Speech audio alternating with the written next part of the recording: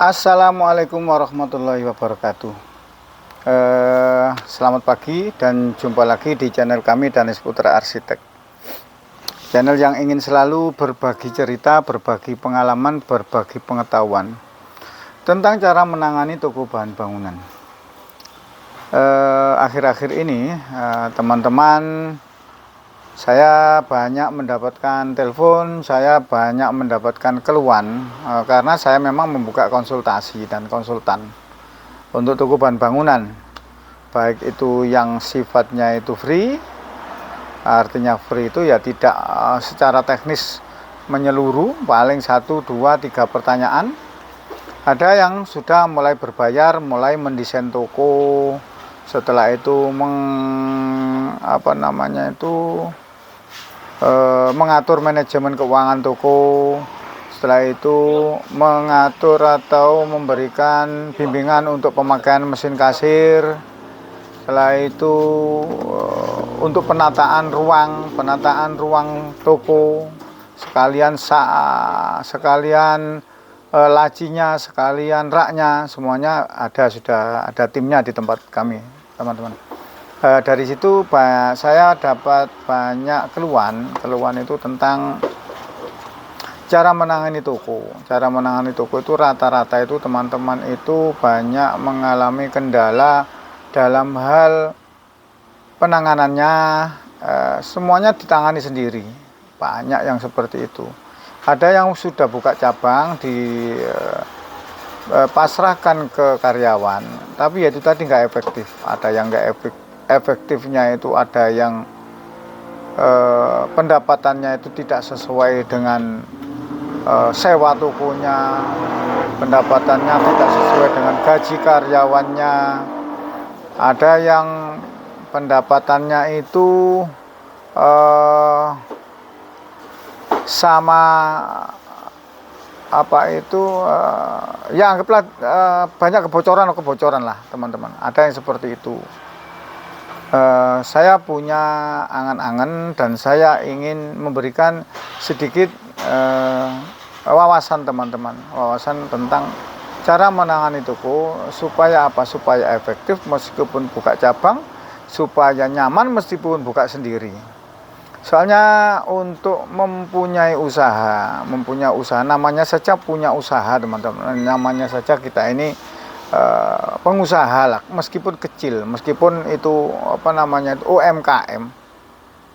Nah, sedikit banyak kan kita usaha itu kita sudah modal uang, kita kadang-kadang modal tempat, kadang-kadang modal pikiran. Jangan sampai kita ini sudah modal uang, modal tempat, modal pikiran, dan modal keberanian. Karena buka toko itu juga gambling teman-teman. Gambling maksudnya apa ya? Antara rugi dan antara untung dan rugi kan, antara rame dan sepi ya, antara berhasil dan gagal, itu gambling.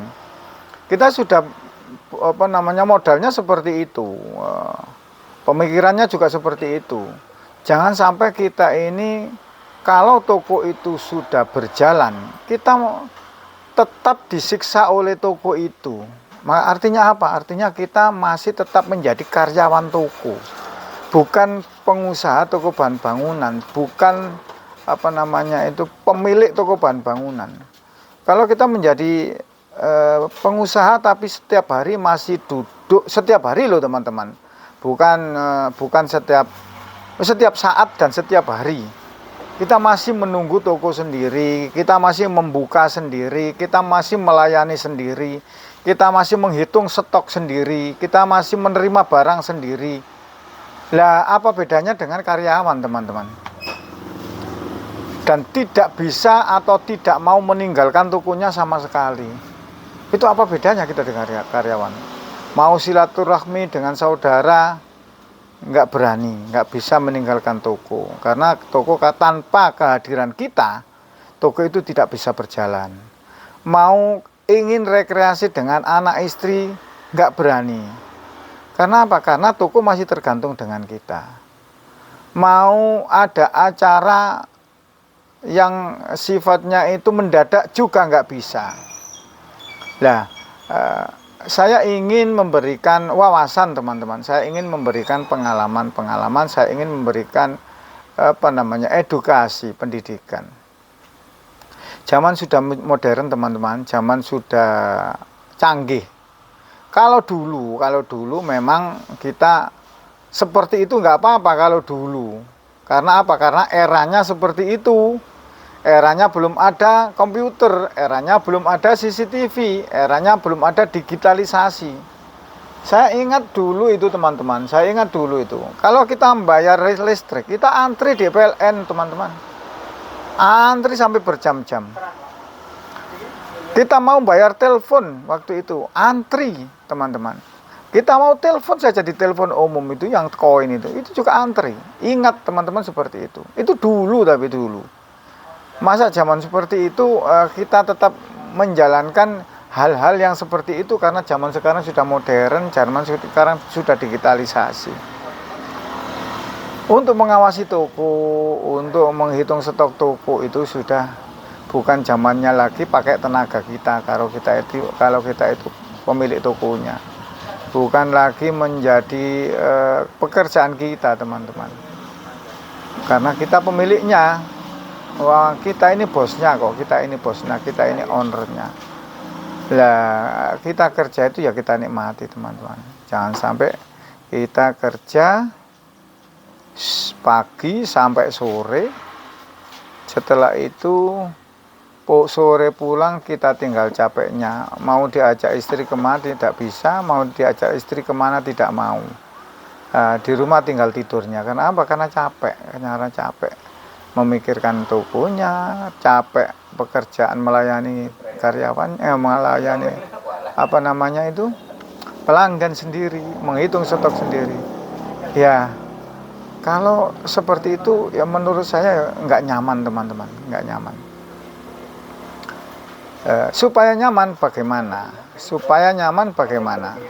Supaya meskipun kita tidak ada di toko, itu kehadiran kita, meskipun kita tidak ada di toko, seakan-akan ada kehadiran kita di toko itu. Bagaimana caranya? Ya sekarang teknologi sudah maju teman-teman. Pengawasan secara fisik kita serahkan kepada CCTV. Kita titipkan kepada CCTV. Kalau kita pergi jauh, keluar dari toko, kita lihat mata kita lewat CCTV. Kamera 1, kamera 2, kamera 3. Untuk laporan penjualan, laporan keuangan, laporan apapun, itu kita titipkan di mesin kasir, teman-teman. Jangan sampai kita sudah berusaha selama 3, 4, sampai 5 tahun, tapi kita masih duduk di belakang meja atau duduk di toko dan tidak bisa meninggalkan toko itu sendiri. Sayang teman-teman. Waktunya kita menikmati. Kalau kita sudah berusaha selama 3 tahun dan toko itu berjalan, itu sebenarnya waktunya kita untuk menikmati, waktunya kita untuk mensyukuri. Kalau sudah berjalan 3 tahun dan toko itu running, toko itu sudah ada keuntungan, toko itu sudah ada profit di atas 1 juta, atau kadang-kadang ada yang sampai di atas 2 juta. Loh, itu waktunya kita menikmati. Kapan lagi teman-teman kalau kita menikmati? Umur kita juga belum tentu sampai habis, sampai toko itu sampai besar. Ya waktunya kerja ya kerja, waktunya dinikmati ya dinikmati. Jangan sampai kita fokus hanya kerja untuk menikmati, tidak bisa. Jangan sampai kita fokus hanya kerja untuk waktu untuk anak dan istri, nggak ada. Apa gunanya teman-teman? Kita katanya semboyannya kan kita mencari nafkah untuk anak dan istri. Tapi waktu istri kita mengajak jalan-jalan, kita nggak bisa. Lebih sayang tokonya daripada istrinya. Waktu anak kita minta diajak ke tempat rekreasi, kita nggak bisa. Kamu jalan sendiri saja. Lah apa gunanya? Berarti kita bukan sayang anak sama sayang istri, tapi sayang toko. Sayang toko. Ya, sekedar apa ya teman-teman? Sekedar menjawab dari pertanyaan teman-teman yang cara menangannya masih manual. Dan untuk berpindah dari manual ke sistem itu sebenarnya itu enggak sulit. Saya sudah mengatakan berkali-kali, enggak ada kesulitan. asalkan ada niat, asalkan ada keinginan itu dibarengi dengan niat. Kalau keinginan semuanya saya yakin kepingin, semuanya saya yakin kepingin. Dan keinginan itu harus dibarengi dengan niat. Niat itu maksudnya ya harus konsekuen, kontinu. Sekarang ingin ya terus sampai keinginan kita terwujud, sampai keinginan kita itu, goal kita itu tercapai. Saya ingin toko kita autopilot, saya ingin toko saya itu pakai mesin kasir. Ya goal kita harus tercapai. Bagaimana caranya? Banyak jalan menuju Roma. Pakai sendiri, banyak yang sudah pakai sendiri, pengalaman-pengalaman dari teman-teman yang sudah bikin sendiri, yang sudah pakai sendiri, ngisi item sendiri. Banyak pengalaman dari teman-teman. Semuanya ada dan berhasil. Dan setelah berhasil juga mengatakan lebih nyaman. Nggak ada teman-teman itu yang sudah pakai sistem terus mengatakan lebih enak yang manual. Kita mencatat di buku catatan, bukunya sampai ledeh. Nggak ada yang seperti itu. Yang sudah pakai sistem rata-rata mengatakan lebih nyaman, lebih bisa ditinggal, lebih enjoy, lebih tahu, lebih bisa kontrol. Ya seperti itu teman-teman. Kalau kita nggak punya nggak punya nggak punya catatan, kita nggak bisa menganalisa teman-teman. Satu hari saya dapat berapa sih? Setelah itu apa saja yang laku, apa saja yang lakunya cepat, apa saja yang lakunya lambat. Kalau di mesin kasir itu semuanya itu rinci, detail teman-teman. Bahkan seandainya kita membayar ke supplier pada hari ini, tanggal ini, jam ini, asalkan kita itu disiplin memasukkan, ada supplier datang, kita tidak bisa membayar lunas dan belum bisa mengambil nota, kita angsur, katakan nilainya 5 juta, kita bayar 2,5 juta. Kalau kita kan biasanya nulis di nota, ya tetap ditulis saja di nota aslinya yang dibawa oleh sales itu. Nah, setelah itu, kalau kita punya aplikasi seperti mesin kasir, langsung kita masukkan ke aplikasi mesin kasir di depan sales itu. Jadi tahu, nanti itu ini saya cecil 2,5, hari ini, tanggal ini, jam ini, detik, menit ini, detik ini. Kalau catatan yang dibawa oleh supplier itu hilang dengan alasan hilang, kita masih punya kopinya di mesin kasir. Untuk pengiriman ke konsumen juga seperti itu. Asalkan kita disiplin, waktu konsumen kita masukkan konsumen, atau meskipun nggak dimasukkan konsumen, kita catat di dalam keterangan pengiriman itu. Seandainya kita mengirim hari ini pasir 1, semen 10 untuk blok A nomor 2, Pak siapa, itu ditulis di bawah keterangan itu. Nanti seandainya ada kekeliruan, ada ketelesutnya, atau kita ingin kontrol mana saja yang belum dikirim, apa saja yang dibeli orang-orang hari ini, kita meskipun kita di luar kota tahu, kita lihat nota-nota yang sudah dicetak anak buah kita itu apa saja. Kita ingatkan ini sudah dikirim apa belum, Pak ini blok A nomor 2 ini apa sudah dikirim apa belum. Seperti itu teman-teman. Saya juga seperti itu. Nanti kalau ada orang komplain kadang-kadang, Pak saya kok belum dikirim, saya belinya dari pagi tadi. Sering saya seperti itu, barusan beli terus komplain, Pak saya dari pagi tadi beli kok gak dikirim-kirim. Ya saya lihat saja notanya, jam sekian, menit kesekian, detik kesekian. Pak sampean baru beli dapat 15 menit saja kok sudah ngomong dari pagi. Saya punya catatannya Pak, jadi kita bisa membantah teman-teman. Seperti itu. Kalau ngomong toko saya sudah berjalan, saya kesulitan. Nggak ada yang sulit sebenarnya teman-teman. Saya membimbing toko yang sudah berjalan itu banyak sekali. Ada yang mulai dari dulu itu ya sudah manual total, setelah itu saya bimbing ya, sedikit demi sedikit sampai bisa. Dan banyak, bukan 1, 2, 3, 4, 5, banyak teman-teman. Waktu masih free dulu malah banyak itu. Sekarang kan sudah ada timnya, karena saya juga membayar orang, membayar karyawan. Jadi memang sudah saya bentuk tim. Dan hal seperti itu juga bisa meskipun toko itu sudah berjalan. Meskipun toko itu katakan itu stoknya sudah banyak, bisa semua bisa. Yang penting mau apa tidak. Lah untuk mencapai kesempurnaan mungkin dalam jangka waktu 6 bulan. Sementara kita pakai dulu, stok kita abaikan dulu. Dalam jangka waktu 6 bulan, 3 bulan lah, maksimal 6 bulan, paling cepat 3 bulan. Karena stok atau nota itu biasanya 3 bulan. Itu nanti sudah tercatat semua utang piutang, jatuh temponya utang, utang di supplier itu jumlahnya berapa, supplier A itu berapa jumlahnya, nota yang mendekati jatuh tempo itu tanggal berapa, supplier apa saja.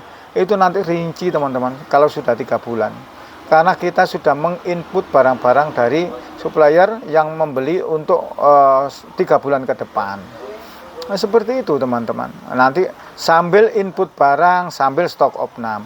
Stok opnam juga seperti itu. Kalau pakai ini gampang banget sekarang, pakai HP tinggal klik gitu saja. Nggak sulit, nggak ada yang sulit. Saya kalau stok opnam biasanya 1 orang atau kadang-kadang ya saya sendiri kalau nggak males. Itu biasanya stok opnam keseluruhan itu biasanya paling tidak 1 minggu lah. 1 minggu maksudnya enggak 1 minggu kita penuh sekedar stok opnam, enggak. Kalau sekedar stok opnam keseluruhan full itu biasanya 3 hari. Kalau maksudnya 1 minggu itu maksudnya itu ya kadang-kadang kita stok opnam capek berhenti. 1 blok kita stok opnam capek berhenti. Itu biasanya 1 minggu selesai. Enggak apa-apa seperti itu, enggak apa-apa. Yang penting di stok opnam daripada tidak sama sekali. Dan gampang sekali teman-teman. Ya, waktunya kita untuk menikmati bagi teman-teman yang sudah berusia, tokonya berusia di atas 3 tahun.